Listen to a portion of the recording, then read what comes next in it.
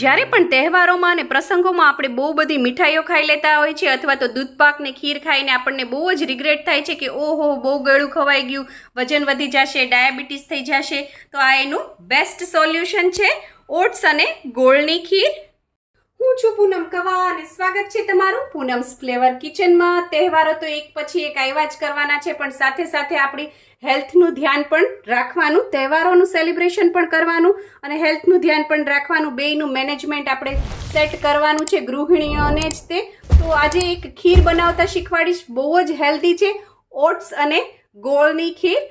ઓટ્સની ખીર બનાવવા માટે મેં અહીંયા ગેસ ઉપર એક નોનસ્ટિક પેન મૂકી દીધું છે અથવા જાડા તળિયાવાળું વાસણ લેવાનું. ત્યારબાદ આપણે એની અંદર નાખીશું ઘી. બહુ જ ઓછા ઘીમાં બની જશે. 2 ચમચી જેટલું ઘી નાખ્યું છે મેં અહીંયા અને ખૂબ જ ટેસ્ટી લાગે છે. ઓટ્સ ને ગોળનું નામ સાંભળીને એવું નહીં માની લેતા કે આ ખીર નહીં ભાવે, બધાને ખૂબ જ ભાવશે.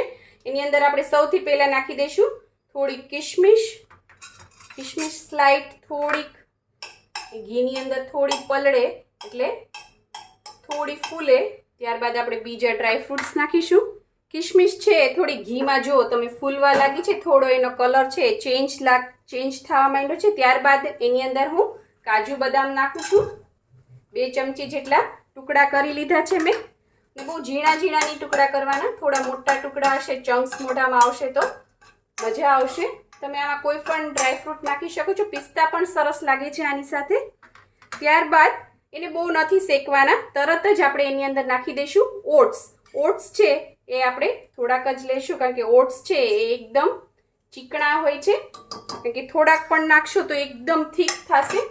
તો મેં અહીંયા 2 ચમચી ઓટ્સ લીધા છે અને એને પણ થોડાક આપણે ઘીમાં આ રીતે શેકી લઈએ. ઓટ્સને શેકાતા જરા પણ વાર નથી લાગતી. 2 જ મિનિટમાં ઓટ્સ છે એ લાઇટ પિંક કલરના થઈ જાય છે અને એકદમ શેકાવાની સુગંધ પણ આવવા માંડે છે. ત્યારબાદ હવે આપણે એની અંદર નાખવાનું છે પાણી. ડાયરેક્ટ દૂધ નહીં નાખી દેવાનું, પહેલાં આપણે પાણી નાખીશું કારણ કે ઓટ્સ છે મેં એમ કીધું તમને ખૂબ જ ફૂલશે અને એકદમ ચીકણા થશે.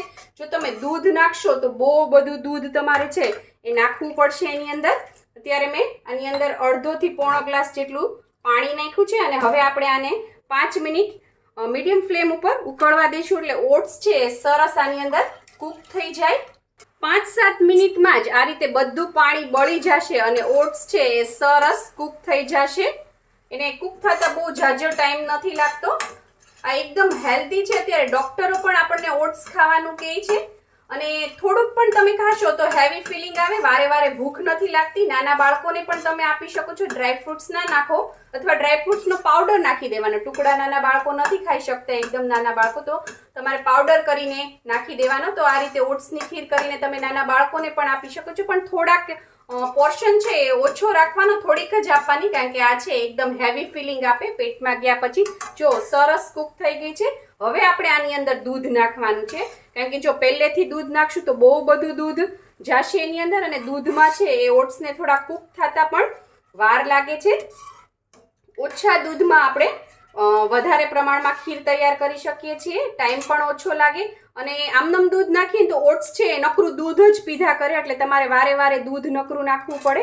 પહેલાં પાણીમાં કૂક કરી લેશો તો એ બફાઈ પણ જશે અને જેટલું પીવું હશે એટલું પાણી પી લેશે. અહીંયા મેં 1 ગ્લાસ એટલે કે 250 ml જેટલું દૂધ નાખ્યું છે. અમૂલ ગોલ્ડ લીધું છે અને ગરમ કર્યા વગરનું લેવાનું, ફૂલ ફેટ ક્રીમ મિલ્ક, તો જ ખીર સરસ બનશે એકદમ. હવે આની અંદર આપણે 5 મિનિટ સુધી ઉકળવા દેશું. દૂધ છે એ જરાક ઉકળવાની તૈયારી થાય એટલે 2 લીલી એલચીનો પાવડર છે એ આની અંદર નાખી દઈશું અને ત્યારબાદ આપણે એની અંદર જાયફળ નાખવાનું છે. આ રીતે જાયફળ આવે છે, આખું માર્કેટમાં મળે જ છે, તમારે લઈ લેવાનું અને આ રીતે આપણી ઝીણી ખમણી હોય એનાથી તમારે આ રીતે 4-5 વાર કરશો તો બહુ સરસ એવો જો કેવો સરસ ભૂક્કો થયો છે જાયફળનો. અને તમે પહેલેથી પાવડર કરીને પણ જાયફળનો રાખી શકો છો, પણ તમે જો આ રીતે ફ્રેશ નાખશો ને તેની સુગંધ એટલી સરસ આવશે, તરત જ સુગંધ આવવા માંડશે. એલચી પણ બને ત્યાં સુધી તમે ફ્રેશ ખાંડીને નાખો એટલે ખૂબ જ સરસ સુગંધ આવે. અને બીજું જાયફળથી છે એ ઊંઘ આવશે. આપણે તો થોડુંક જ નાખ્યું છે એટલે મોટા લોકોને બહુ એવી અસર નથી થતી, પણ નાના બાળકો જે બહુ ઊંઘ ન કરતા હોય એને તમે આવી રીતે જરાક જ નખમાં સમાય એટલું જાયફળ તમે એને આપી દો આવી રીતે ખીરમાં કે દૂધમાં, તો એ ઊંઘ પણ સરસ કરશે. બહુ નહીં દેવાનું, એક ચપટીથી પણ ઓછું એટલું નાખવાનું. આ નાખીને હજી આપણે આને થોડીક વાર કૂક થવા દઈએ, કારણ કે ખીર જો ઘાટી સરસ હશે તો ખાવાની મજા આવશે.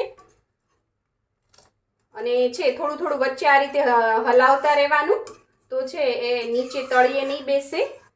5 મિનિટ થઈ ગઈ છે. દૂધ સરસ, આપણી ખીર છે એ સરસ રેડી થઈ ગઈ છે. દૂધ સરસ ઉકળી ગયું છે અને આ ખીર છે ઝડપથી બની જાય છે, બહુ જ જલ્દીથી. 15 મિનિટમાં તો તમારે ખીર રેડી થઈ જશે, બિલકુલ ટાઈમ નથી લાગતો. અને આને થોડીક આ રીતે લિક્વિડ કન્સિસ્ટન્સી રાખવાની, કારણ કે ઓટ્સ છે હજી જામશે અને હજી આ છે થોડું થીક થશે.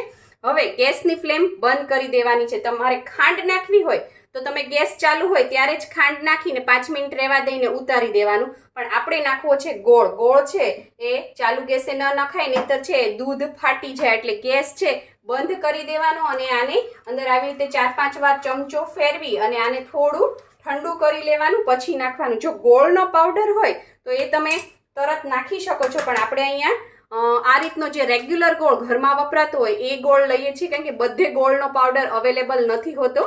એટલા માટે હું આની અંદર આ હીરાકણી ગોળ છે આ થોડો વધારે ગળ્યો હોય એટલે મેં આની અંદર 2 ચમચી જેટલો ગોળ નાખ્યો છે. તમે આમાં કોઈ પણ ગોળ નાખી શકો છો. અને આ રીતે હવે મિક્સ કરવાનું. ગોળ નાખીને છે કન્ટિન્યુઅસલી મિક્સ કરવાનું. આ ગરમ ગરમ છે એટલે ગોળ છે એ ઓગળી જ જશે. જો ફટાફટ ઓગળી જાય અને બિલકુલ આપણું દૂધ છે એ ફાટ્યું નથી, નહીંતર ખીર છે એ તરત જ ફાટવા માંડે. એટલે જો આ રીતે ગોળ નાખવાનો અને સરસ મિક્સ કરી દેવાનું. જ્યારે આ ખીરમાં તમે ગોળ નાખો તો ગોળને છે ખમણીએથી ખમણી લેવો અથવા ચાકાથી એકદમ બારીક સુધારી લેવો, તો એ તરત જ એની અંદર મિક્સ રહેશે. મોટી મોટી કણીઓવાળો નહીં રાખવાનો, નહીંતર છે એ કણીઓ જલ્દીથી એની અંદર ઓગળશે નહીં. આપણી ખીર તૈયાર છે. જો મેં તમને દેખાડવા માટે જ આ વાસણ રાખ્યું છે, ડાયરેક્ટ સર્વ નથી કરી. બિલકુલ દૂધ ફાટ્યું નથી. અને જો હીરાકણી ગોળ યુઝ કરશો ને તો એકદમ તમે ખાંડ નાખી હશે ને એવી જ સફેદ થશે. બીજો કોઈ પણ ગોળ પણ તમને જે બી પસંદ હોય તમે નાખી શકો છો. જો તમે કોઈને કહેશો નહીં તો ખબર પણ નહીં પડે કે આમાં આપણે ગોળની આ બનાવી છે. અને તમે સવારમાં બ્રેકફાસ્ટમાં પણ ખાઈ શકો છો અને રાત્રે ડિનરમાં પણ તમારે એઝ એ 1 પોટ મીલ લેવું હોય કે એક જ ખાલી ઓટ્સ ખાવા છે, ડાયટિંગ કરો છો, તો એમ પણ તમે લઈ શકો છો. મેં થોડા કેસરના તાતના નાખ્યા છે. તમે ઉકળતું હોય ત્યારે પણ કેસર નાખી શકો છો અને થોડા ડ્રાયફ્રૂટ્સથી આપણે એને ગાર્નિશ કરી દઈએ. તમારે દૂધપાકની અને ખીરની રેસિપી જોવી હોય, ચોખાની ખીરની રેસિપી, તો એ પણ મારી ચેનલ ઉપર અવેલેબલ છે. આપણે આ રીતે ડ્રાયફ્રૂટ્સ નાખી દીધા છે. ખૂબ જ ટેસ્ટી અને ખૂબ જ હેલ્ધી. જો તમને મારી આ રેસિપી પસંદ આવી હોય તો લાઇક, શેર, કોમેન્ટ કરો. પ્લીઝ મારી ચેનલને સબસ્ક્રાઇબ કરો અને હા, બેલ આઇકન દબાવવાનું ના ભૂલશો, જેથી આવી જ સરસ મજાની વાનગીઓ તમારા સુધી પહોંચતી રહે. Thank you. આવજો. અને